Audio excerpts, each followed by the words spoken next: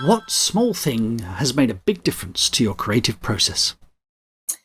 I think the thing that's made the biggest difference to my creative process is forgiving myself for, for not for sometimes going quite slowly, for sometimes just doing a small bit at a time. I am a late diagnosed unmedicated ADHD woman, and I used to think, I was convinced that I had a very strict writing regime and sat at my desk from 9 to 5 and wrote every day. And I didn't realize that this was in fact not true until I took my kids with me to a book event when they were quite young.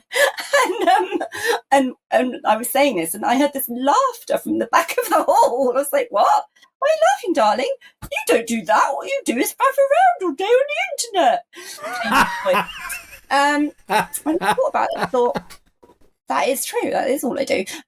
So I sort of just think, well, if you can't, sometimes you have to write when you have to write, because we all have multiple things that we're juggling, proper jobs and teaching courses and all that stuff.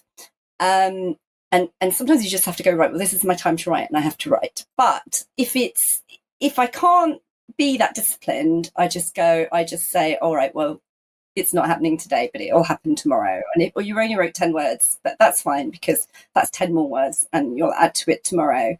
And I sort of just let myself off the hook and I don't let myself feel shame about it anymore, which is a big part of growing up with neurodiversity, undiagnosed neurodiversity particularly, is kind of constantly feeling that you're not trying hard enough. So I sort of try to tell myself now that I am, in fact, trying hard enough. And it does somehow work out in the end. I don't know how, but it does.